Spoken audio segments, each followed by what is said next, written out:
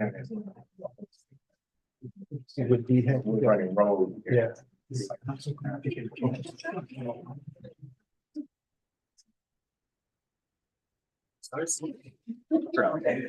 Your car.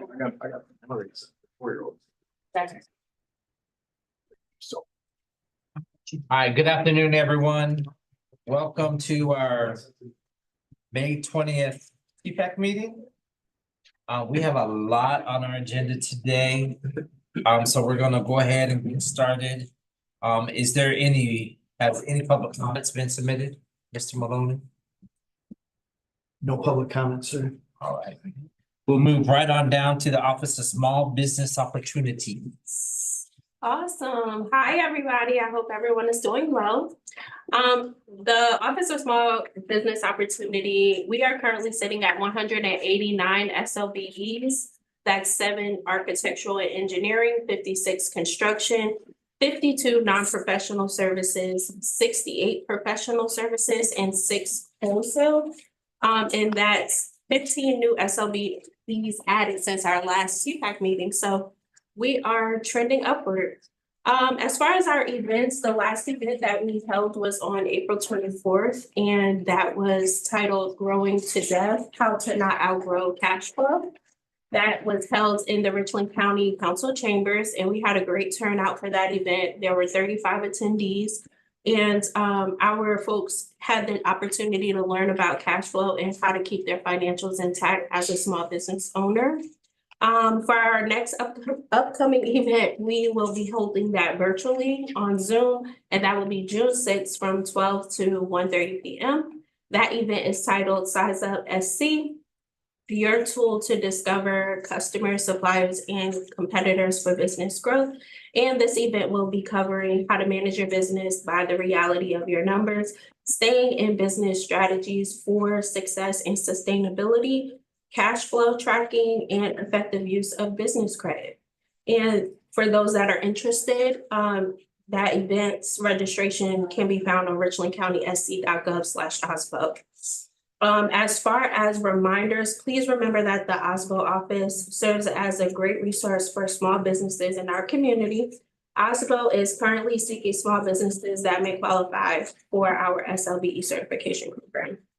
And if there are any small businesses that you all may know of, please refer them to us so that we can assist them with becoming certified with the office. And that's all I have. Any questions?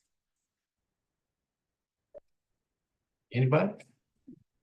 All right, thank you very much. Thank Short, you. sweet, to the point. We like that. Next, we'll go to the comments. We got the comment.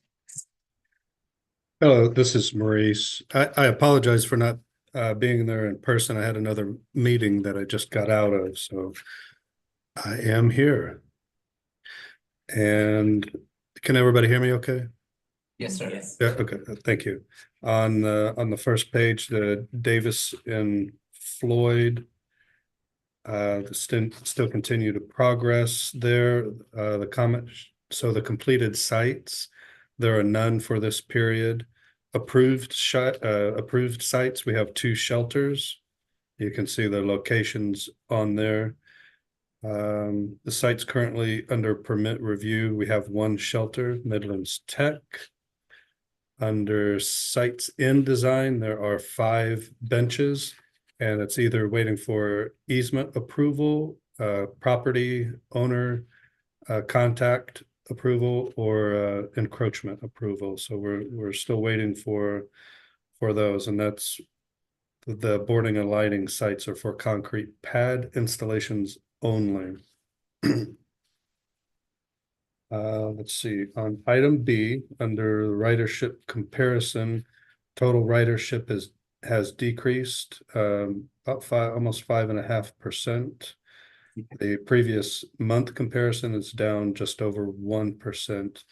And there have been a lot of road and street closures that have obstructed some of the stops. So the construction projects tend to have somewhat of an impact in that on the ridership. And then on the next page, the average daily ridership It's trending down some compared to last year on that. So it's down 7%, 12, 11, and 5 respectively.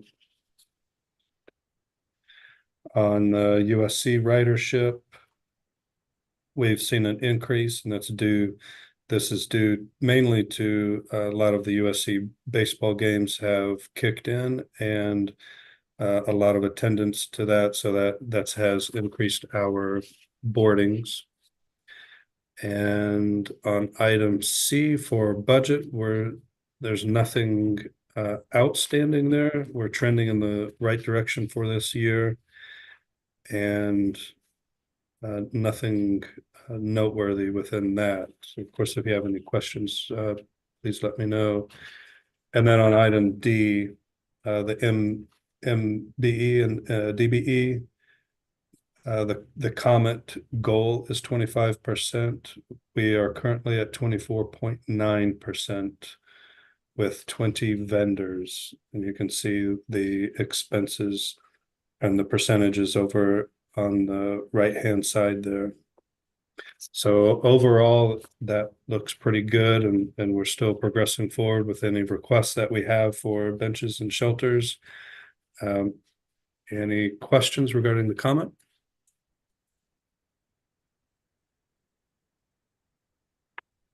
Going once. All right, thank you, Mr. Pearl. Thank you, sir. We'll jump along to a brief presentation from Director Maloney. Yes, sir, I understood the first word the most. So I'll go over some projects just that are in milestones. Prep for construction is Atlas Road Phase 1 utility relocation. You've heard me call that in the past widening. That is part of the widening project, a 5-lane. That is to go into procurement tomorrow as a utility relocation project, followed up in about 6 months with the street work project. So then there's the Percival sidewalk construction that is at procurement for bidding. And then in right-of-way acquisition, we have Broad River Road widening, Pine View Road widening, Crane Creek Greenway, and Smith Rocky Branch Greenway. Projects currently in construction of note, we have dirt roads in construction in our more major project. We have Sunset Drive sidewalk, which is just starting construction, and Blythewood Road widening, which is about halfway through construction. That's our report. All right. Well, thank y'all for coming. No. Next, we will have Mr. Beatty with Stantec. The floor is yours, sir. Really not a whole lot of new to report. We previously provided the transportation needs assessment in the amount of right at $2.391 billion. That number has not changed. There has been a request made by the COMET, but we've not modified the transportation needs assessment yet. We're where we are on that. And what else am I leaving out, Mr. Maloney? Just kind of a status update. There was updates from other outside groups perhaps that would be just needs that are out there, but they're not part of our outreach in the needs assessment. So that would have included District 1 of SCDOT had some projects, and I think you're checking to see some of those appeared to at first glance that we've already had those as public input. For instance, US 76 from where the current Broad River Road widening ends, it's its northwest end, and doing Dutch Fourth Road from that point across past the Richland Library, across the 2-lane bridge to where there's a Walgreens at 6. That's a section that's still 2-lane in most of its parts. So that was identified by the public and also by District 1. And a few projects like that that are already on our list. So they're just checking what might be outside that. Thank you. So the list that we have, which was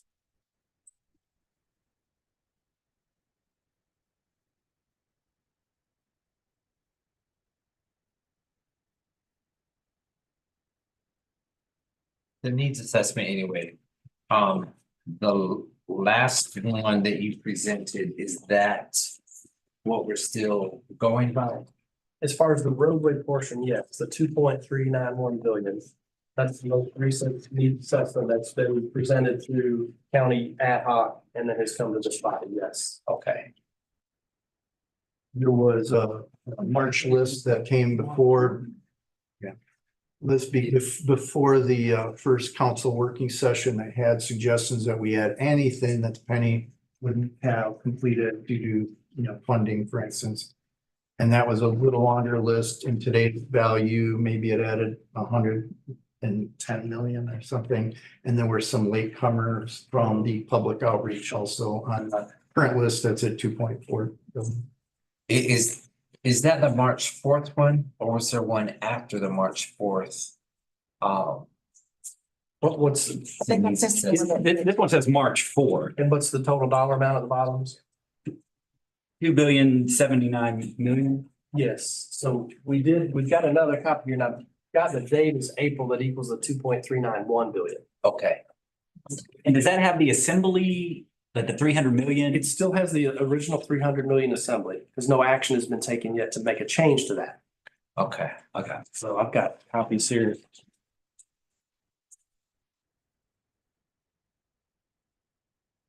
Which is the paper, which.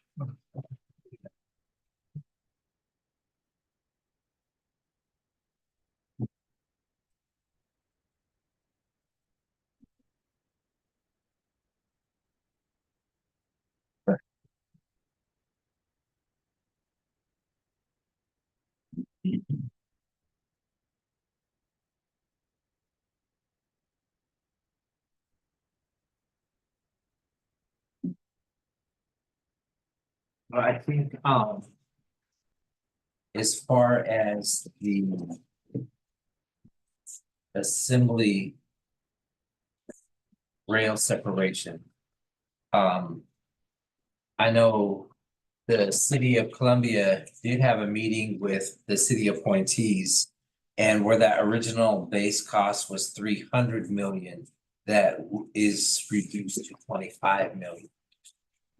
Based on, that was all that was needed is like a matching grant or Various matching. something, so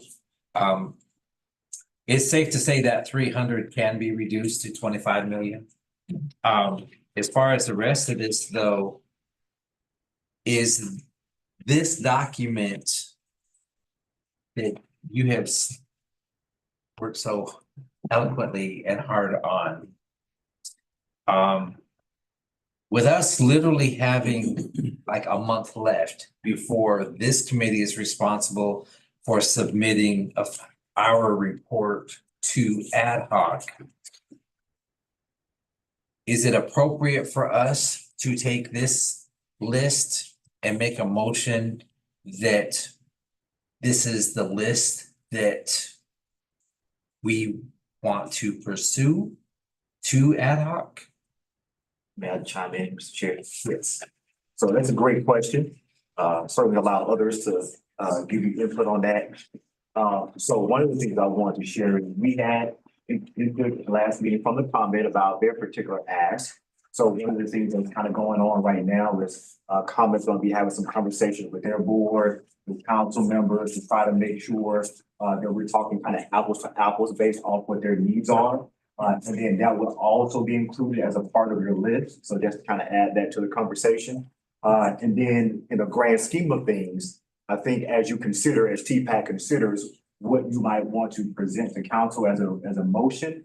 One of the things that we talked about this year at the county level is that we did not want to designate a specific project as this will happen, this won't happen. Yeah. But I do think, as a template, as a guide, as the needs assessment, you certainly could probably communicate, you review the needs assessment. You believe that these identified needs are appropriate to be included as part of the non-exhaustive list of items. But I would just be mindful about this, saying that this is the list that we want you to do, council, Because I think that kind of messes up the different categories that we were trying to be fluid and flexible with to allow as many things to be done as possible. So I apologize if there's too much information or confusing, but please, I just ask you to consider that. I mean, because it just seems that there's a lot of back and forth proposals, and then for the proposals, things are not eligible. So then the entity's trying to go back and scurry to come up with something else to do. So, I mean, it just seems like as long as this process has been going on, there's been plenty of time for entities to, for lack of a better term, get it together.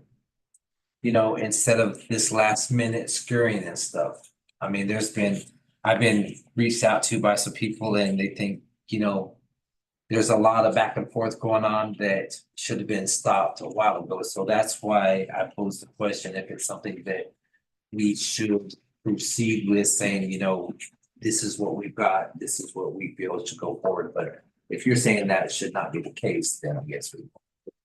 I think, if I can clarify, I think that's fine. I was just concerned that if we were recommending this as the list of projects and as it to communicate that these would be the only things that people should consider would be used to funding. So other than that, I think I heard what you said more clearly, and I think you're good with saying we're not receiving additional input at the committee level at this time.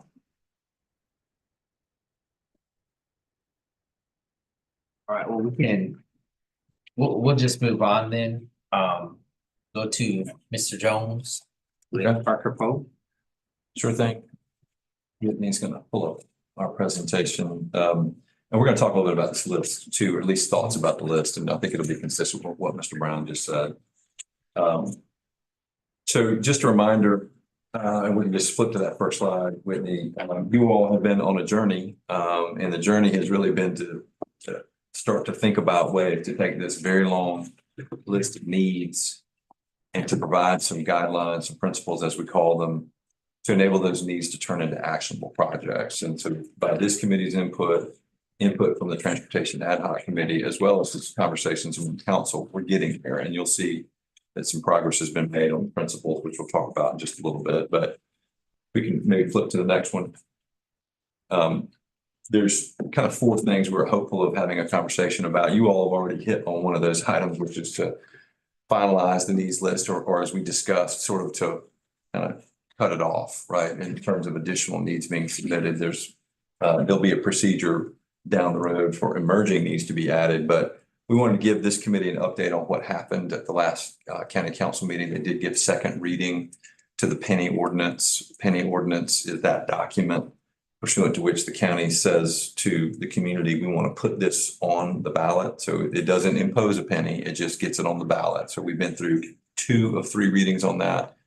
Very intentionally, the county council has delayed third reading until July 16th. So that's kind of an unusually long period between second and third reading, just to make sure that this committee can get its work done, that there can be public input, et cetera. And so that's important. We want to go back over the roadmap. You talked about that a little bit, Mr. Chair. Thank you. I know it's been tedious, but thanks for working with us on that. And then the critical items are to talk about the needs list, talk about this project scoring concept, which is now part of the principles. And then really to talk about how we move forward, how you all want to move forward as a TPAC. And so you made reference, Mr. Chair, to the report that you've been asked to submit to the Transportation Ad Hoc Committee on around June 17th. And as we discussed the other day, it would be entirely appropriate within that report for this committee to make a suggestion about how it can be of service and how it could be helpful with respect to the new penny. And so we can talk about that just a little bit. Of course, we'll go through the document itself. So if you want to go to that next slide. So this is the roadmap, and sorry that's kind of cut off, but everything that's gray has already happened. List of names if you want to show the whole thing. Okay, that I think we can see it. It's, and so really what remains is all that remains in colored squares. And so here we are, May 20th. we're hopeful that by June 17th, the TPAC will be in a position to sort of finalize its recommendations. And so we've got one more meeting currently scheduled between today and the 17th, which is why we got a kind of a long agenda. But once your work sort of finishes, it's handed off to the Transportation Ad Hoc Committee.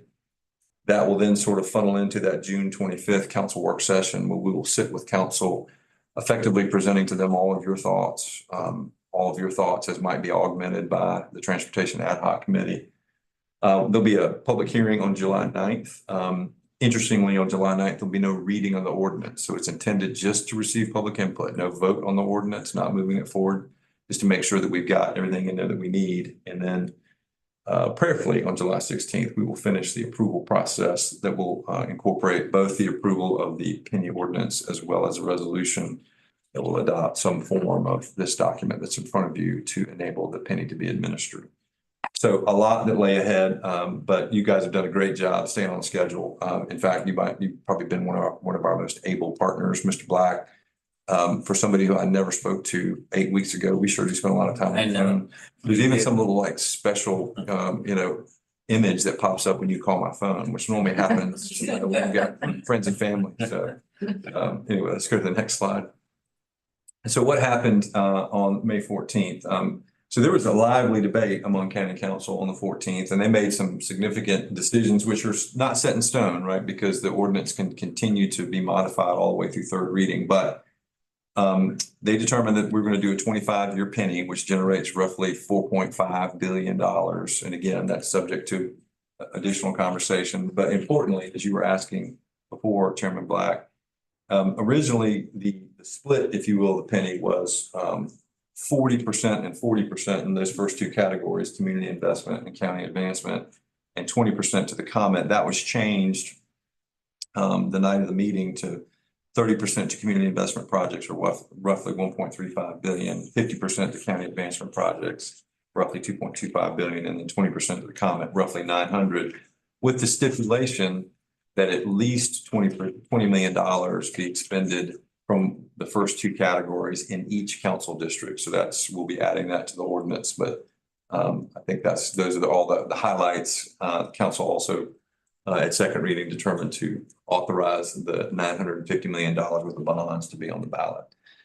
So that's where we stand for now. And that may yet change as we have conversations here over the next month and a half or so. If we can go to that next slide. So on the needs list, and David, curious if you got anything to add here, but it's my understanding, and Mr. Brown, you as well, that council is looking now to have this list that Stantec has so diligently worked on now becomes sort of the full list to include comment and perhaps anything else that's out there, so that there's a comprehensive needs list. I think that's still in process. There'll be some conversation about that tomorrow at Transportation Ad Hoc.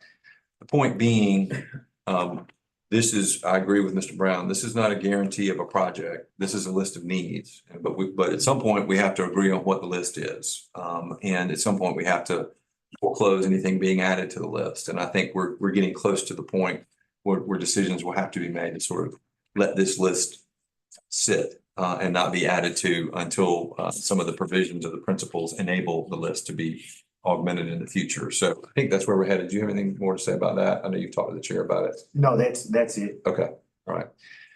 And so what we would say to the committee specifically is, if there's anything that projects that have been reported up to the committee level, like by the work you've done, if any of those needs are not yet on this list, it's certainly within the committee's purview. If you want to make suggestions about things that need to be added to this list, then it's within your purview to do that. But now we're getting very close to the time to do that.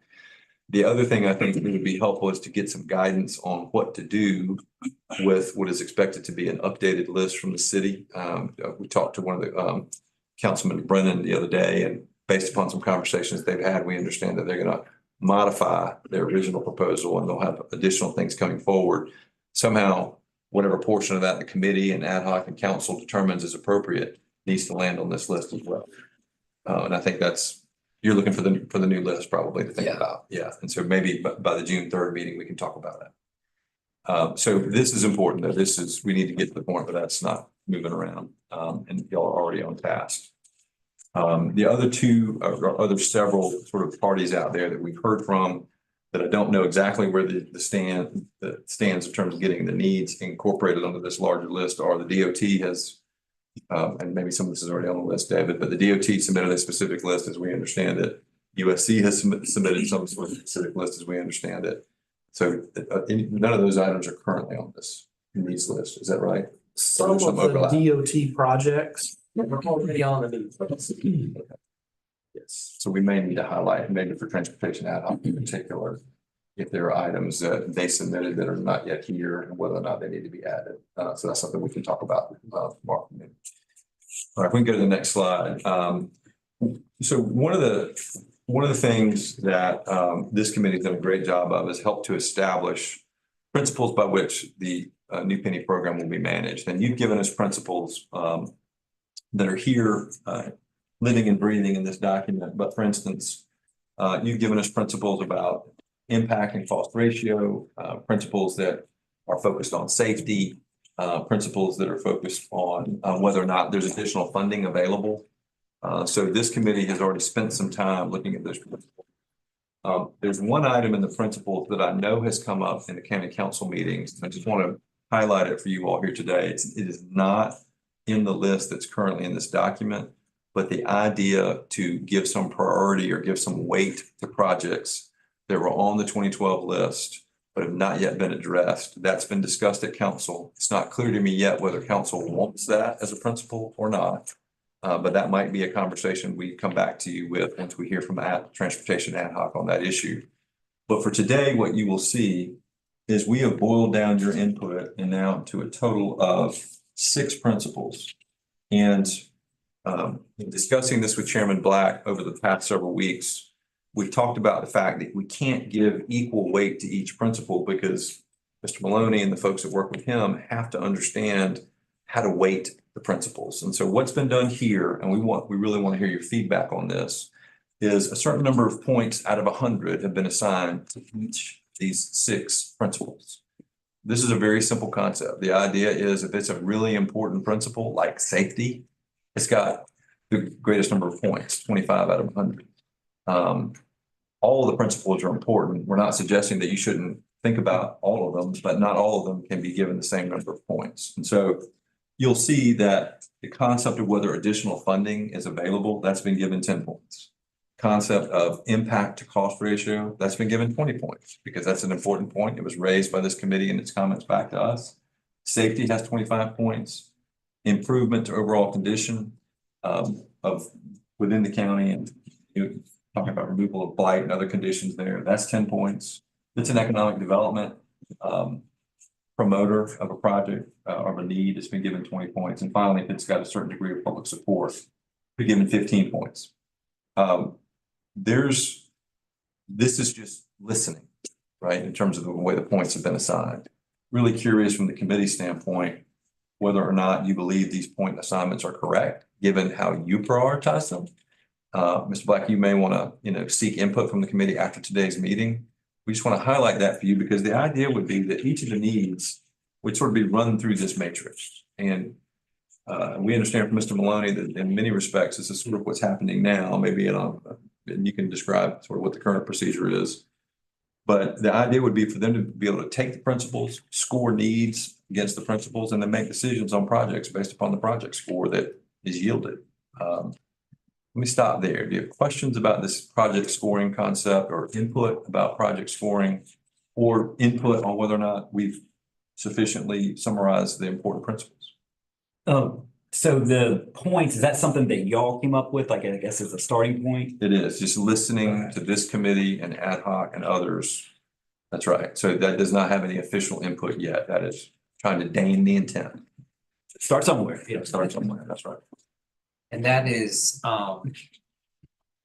the point system, that is something that the transportation department, Mr. Maloney, would initially do. Yeah, the idea, and you'll see some of these principles be fleshed out the next time you see this document. So the idea is that these principles will be applied to administer the program. And so administering meaning Penny is approved, we have this big long list. Then it'll be an opportunity for Mr. Maloney and his folks to start looking at the needs list and start putting projects into a priority based upon how they score here. So they'd be absolutely done at the transportation department level, perhaps with additional input from TPAC down the road, which would be part of your conversation about what role do we want to have.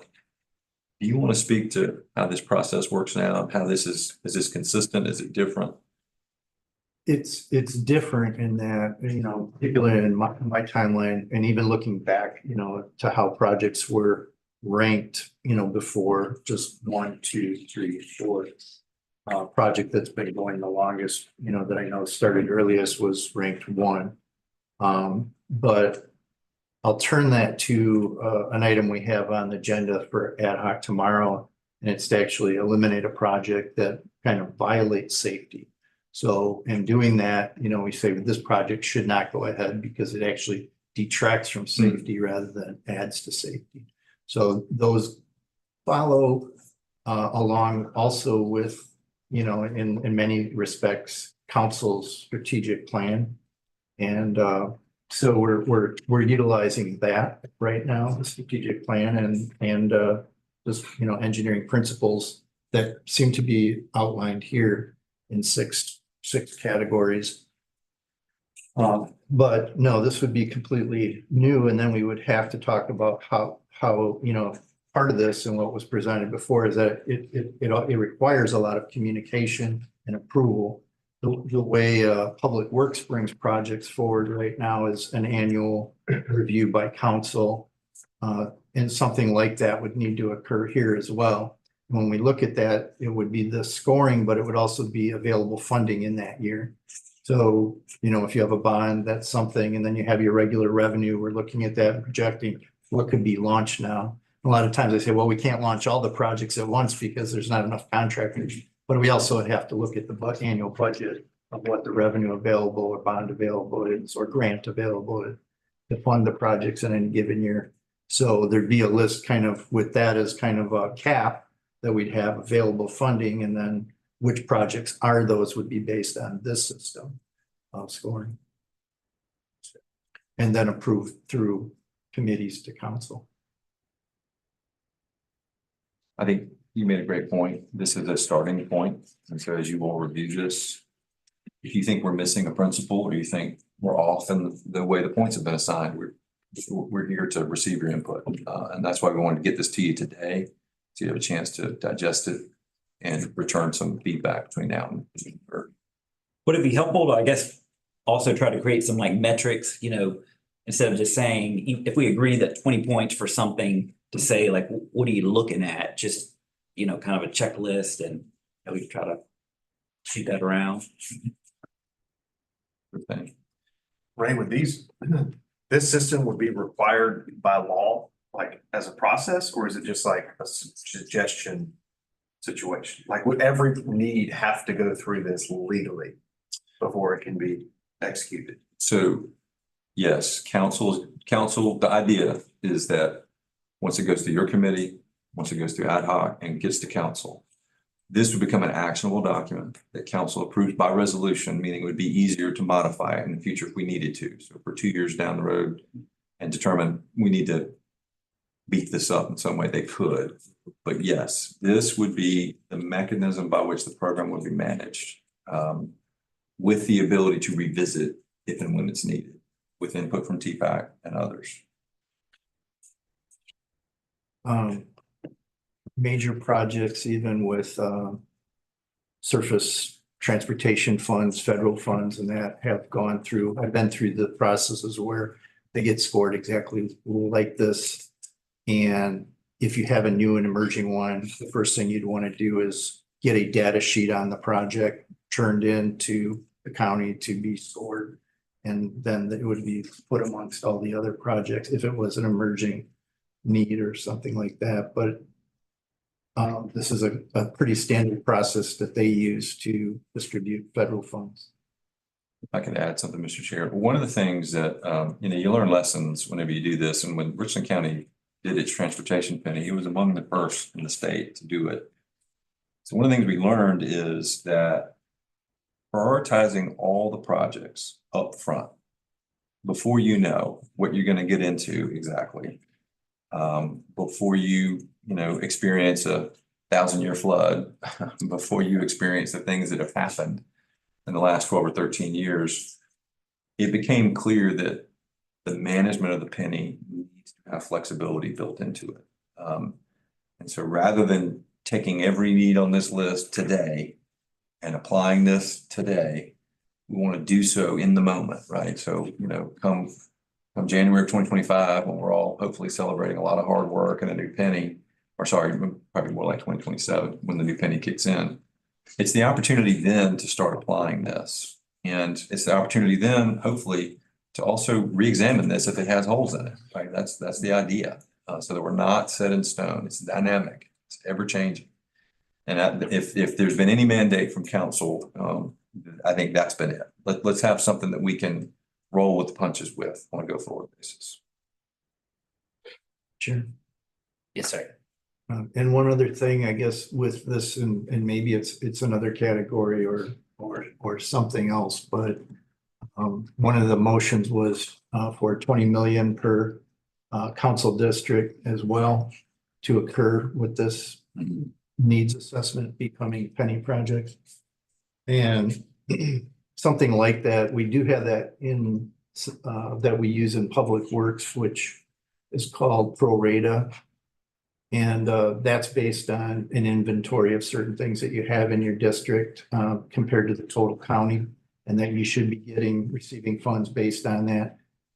20 million kind of doesn't work like that, but it's at least just a baseline amount that with these numbers, obviously over time will be, well exceeded, but something that would make sure that the projects are being distributed throughout the county. Yeah, I think that I think address a lot of people's concerns, especially like out Hopkins, it's like out there on the edge, where they aren't getting, what was it? They felt they weren't getting their share or getting much from it, whereas people in the city of Columbia, the income or the limit expenses is like way up here, but then Hopkins is like down here. So I think that at minimum 20 million per district is, I think it's a good starting point. In addition to any feedback this committee has, today is the first day that Mr. Maloney has seen these two, and we sat here for a minute and said, surprise. I said, Emily and I want to talk to you about these. And so we will sit together, and if there are things that need to be incorporated while you all are providing your feedback too, we can get all that into the next draft. It's a process, right? And so the conversation's good, the discussion's helpful. If there are no comments on that, Mr. Chair, I think we can probably move on to our last few items. Okay. So the final slide, if you don't mind, Whitney. You asked me sort of, what's our role going forward? And I said, that's up to you. It would be wonderful if this committee could articulate how it wants to participate.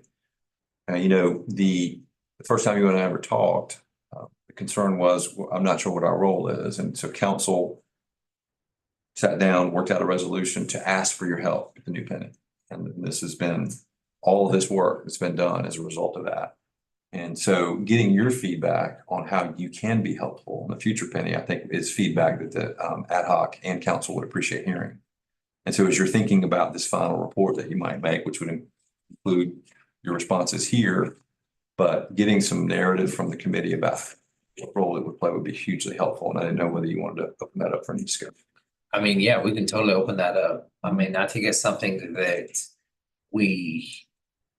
it should be discussed and, get input from everyone as far as, because we know how things have been handled in the past, but rather than dwelling on the past, now's our chance and now's our opportunity to say, going forward, this is our vision and what we see to go to ad hoc and council and stuff.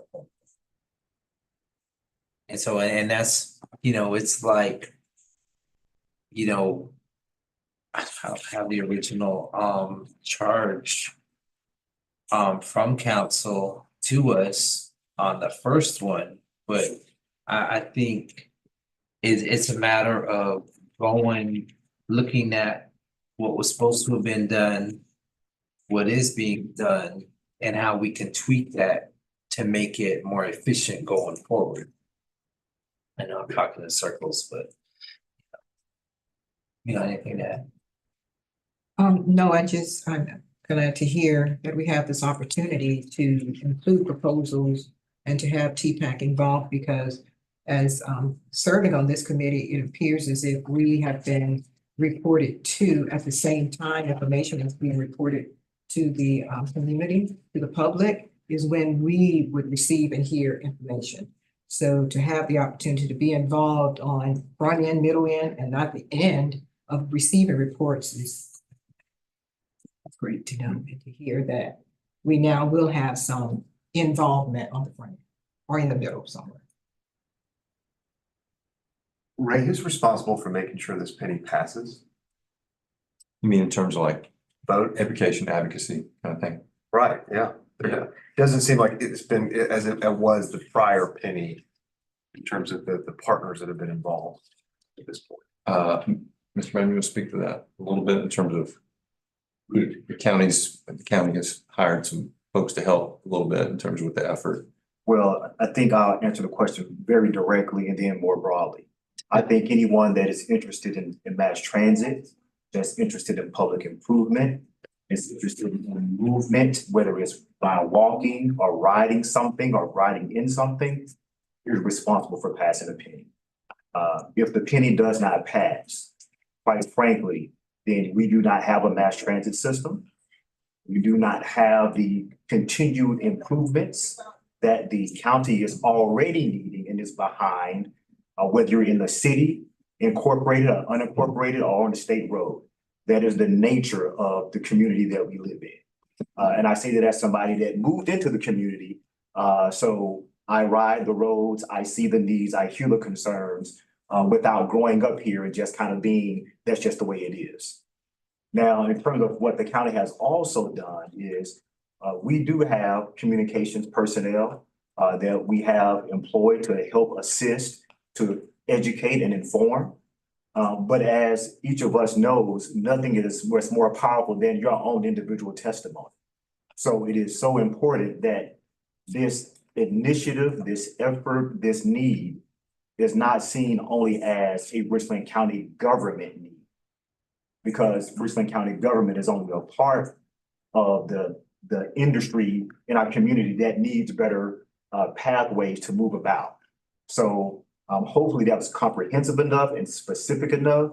The county is spending money to educate and inform, but again, that it's not going to be more powerful that if you believe that this is a need that you can articulate from your own experience and your own whereabouts and being that this is a need. Because without the penny, you will not be able to go to a local municipality and get enough funding to do what we're trying to accomplish. It is not financially feasible.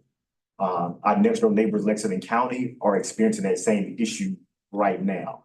I know that, and I don't want to misspeak, Ray, but there are multiple counties across the state who are going through this because they recognize the very same thing. You can't do it by yourself. So it's that big of a deal. So it's not just Richland County, it's any citizen that needs to traverse through and about and among the Richland County environment that has that need, because those are the voters. So. I might just add two more points to that, Peyton. One is there's really specific law on the fact that as soon as the county adopts the penny ordinance, they're not allowed to advocate for the penny. They can educate, and the education process is going to take, as Mr. Brown says, a lot of people locking arms. the county has hired, an outside sort of public relations firm to assist with education. And those plans will, they're in the middle of being formulated now. So the county does have a plan in that regard. But It it's, will include like mailers and commercials and that sort of thing. Yeah, I mean, part of the plan's already rolled out. There's been information already out there on social media, there's been print media, there's digital media. There are other forms that we will continue to try to push out. But again, that has to meet you where you are. So to the extent other people haven't seen that in the environments that you're in, we've got to point them to it. And that's what I mean by taking more than just the county government initiative, because not everybody is checking the Richland County, but they may be looking at your webpage, maybe looking at your social media page, maybe looking at and listening to you, might not be listening to a county council member or the administrator, right? They don't know, and who is this guy, but they know you. And so that's what I meant about the more broader effort. Well, I feel like we, in the community that I live, it's not reaching that community, of course, with Penny. And I hear a lot of the way it was and the trust factor in the Hopkins, Eastover, Gaston, or Richland area. My concern is, will this penny really pass? Because I hear a lot of negative, like perhaps they won't vote to push it through. Of course, that's one area, 3 or 4 areas in the area. But I feel and maybe it's just like you were saying, I push it out more on my social media and perhaps have others try to push that information out, because right now I don't really see the out there in the social media, the areas that are hit now is not reaching certain areas. If I can throw in one thing too, when we was at the last week with the city council ad hoc committee on infrastructure and something, Columbia Councilman Brown brought up a good point of, as they were showing the PowerPoint presentation and stuff, adding a twist to it to add slides to the presentation of, well, what if there wasn't the penny program? And especially for like the city, you got the Green Street Bridge, you got all those different programs and stuff that went on, to kind of flip it around to say, without the penny, we wouldn't have done this, instead of just promote, oh, we've done this, kind of flip it around to where without the penny, there wouldn't be the Bull Street, Elmwood, redesign enhancements and stuff that has made a big difference, or the ones you talked about last time up on Clemson Road, how the safety, there's been less accident, was a 40% reduction in accidents, from that. So, that's the kind of thing, instead of just saying, yeah, we've done this, this, and this, if we can tie in more specifics about things like that. so in terms of the TPAC's role, I think you're identifying something that we see as well, and that is you've got a role between the time that council approves the penny going on the ballot, that's mid-July, through November 5th, which is when the vote happens. And that's an educational role that's a lot of folks in this room are really involved in, and perhaps you could be involved in some way, to be coordinated by folks who know a lot more about that than I do. And then there would be a separate and distinct role for TPAC beyond the November 5th referendum if the penny is approved. So perhaps it makes sense for the committee to think about it in that way, those 2 phases. How can we help in the education process? How can we help make sure our communities know what the new penny is intended to do? And then how can we then help in terms of the administration of the new penny if and when it's approved? We're not under, as individuals, we're not under the same, I guess, standards with county council folks are in terms of what they can, like, they cannot advocate, they can only educate. Correct. I can advocate, right? Well, you're not elected. Right, I'm not like, we're not considering any sort of extension of that. Okay. Yeah, according to the meeting that we had, I can't think of her name, but she represents the Ethics Commission. she communicated anyone in their individual capacity can do what you choose. So that's not an issue for you in your individual capacity.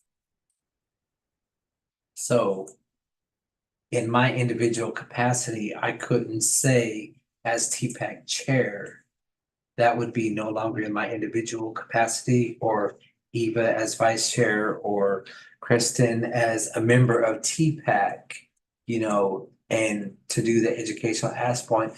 Would that then remove us from the individual if we're tying it to TPAC? So as she explained, and I can provide the information that you had, and maybe that'll be helpful to you, and we can certainly provide your information. It was communicated that in your official capacity, after the vote is taken to put the item on the referendum, so let's assume council is doing that. Then at that point, once the third reading is passed, then you can educate, you can inform, you can respond, but you cannot advocate in your operating at the TPAC advisory committee. But you could educate, inform, and respond to questions. So an exact example was given. If someone were to ask, and I would try to avoid this, but because people are trying to get you to prove it, but if they were to ask you, so if the penny does not pass, how will this get done? Okay, if the true and correct answer is there is no additional available funding that will allow this to get done at that level, then that's what it is. You can just say that, oh, we can never get done because you don't know all the different iterations, but you could say that it could not feasibly be done without a significant funding source. So you could do that in your official capacity. As an individual, you could still also advocate. We just encourage you to be mindful and try to avoid, just stay informational and educational so that no one will come back and say the penny is not operating with integrity. And that's the big thing that I said. She didn't say that, I said that because many of you have talked about before, whether or not we could be trusted. We want to be clear that everything that we do is very above board. So that's why we were cautious, but the rules as she laid out, that you could individually, regardless of your advisory roles, individually, you could advocate as an individual who is a voter. I think it'd be a good idea if, and I know how wonderful communications and PIO is about FAQs and talking points and stuff. If not necessarily some guidelines were presented to the committee, but just kind of a do's and don'ts kind of thing. In the event that council does pass the third reading. I think so, Mr. Chair, we could just share the information from the attorney at the elections. Okay. Because I think that's the best, information that you could have about the do's and don'ts. She gave a presentation and she provided a document. To the extent that you all don't have it, I think we can just provide that to you. I think that would be beneficial just to kind of help cover our bases and stuff to make sure we don't mess up. Thank you. I'm sorry for interrupting, Mr. That was great. Just one final point from us. If you flip in the document that's in front of you, if you get over to Exhibit C, you will see that the needs are beginning to be put into categories, and the categories and percentages map, if you saw earlier, community investment, county advancement, et cetera. This is a first attempt to do this. Ultimately, we want to be able to tell the voters the kinds of projects that are going to be included within these categories. Even sitting here today with Mr. Maloney, we talked about maybe some ways to even refine this a little bit.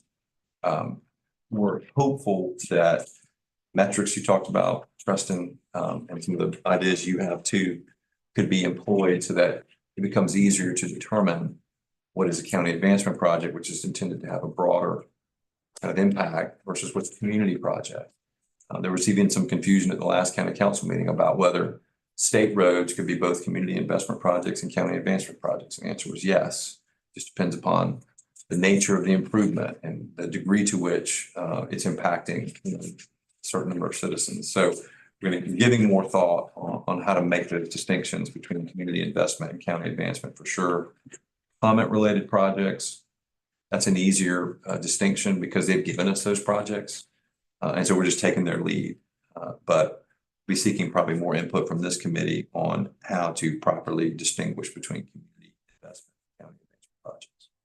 So that'll be something you'll see in the third as well. We'll talk about. That's all we have, Mr. Chair. Anybody have any, Patience. any questions?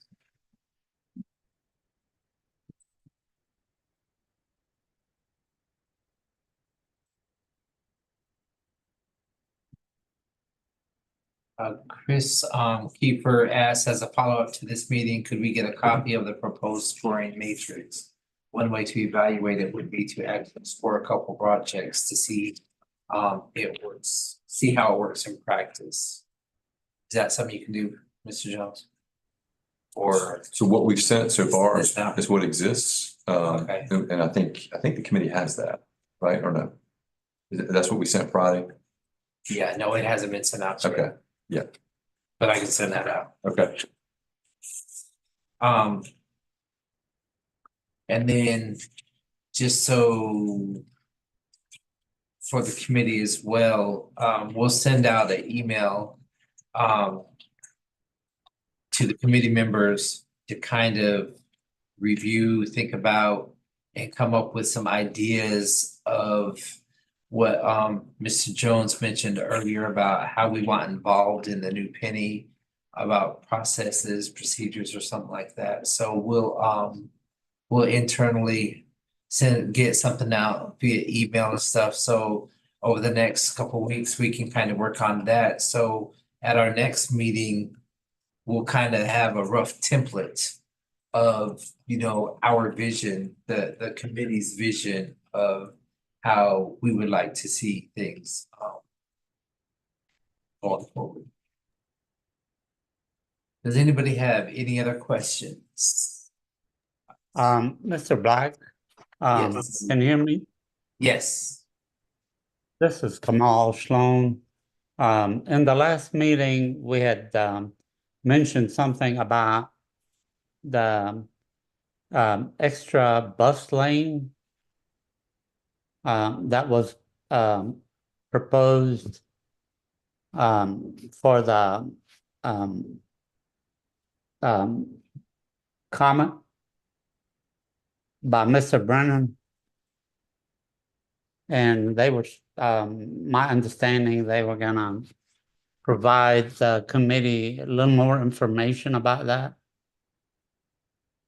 in this meeting.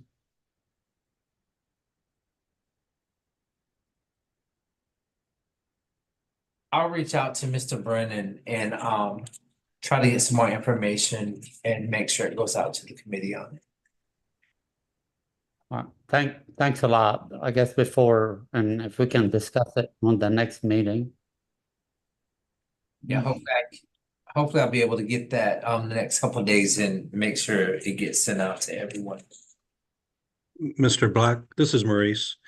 This is in regards to the BRT, correct? Yes. The out of the list that we have provided to the TPAC committee, the BRT request has been rescinded, so we won't be looking at that part of that for a comment enhancement going forward. Gotcha. Thank you for that. Yes, sir. Did you get that, Mr. Shalom? I sure did. Thanks. Okay. Do we have any other questions for anyone?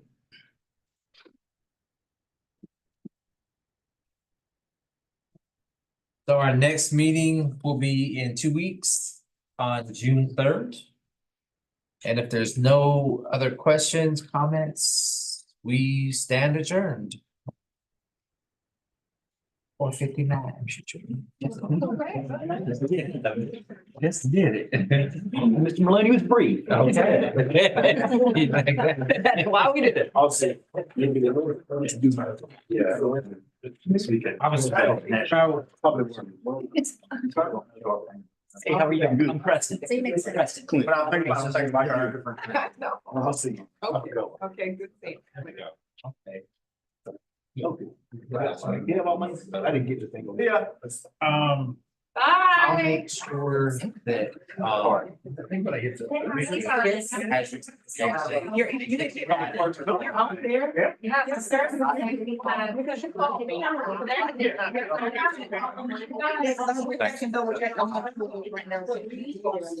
Yeah, did they finally do it? They're coming in with me and they want to carry me. So thank you for that. I've been telling them, it's just not. Yeah. How are you? I don't think that's changed, but it might also be. Like, I'm thinking about yourself.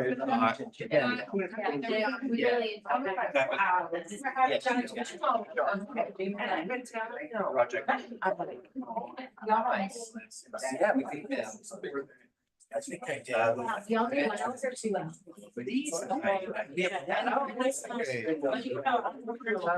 it was in our first video. Okay, so now you should get. Thank you so much.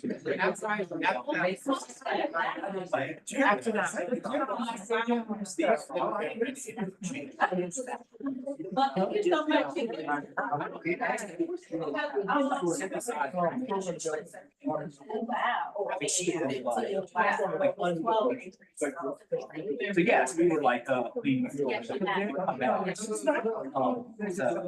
get it. I was gonna ask you, was it on? Yeah, like I said, you were.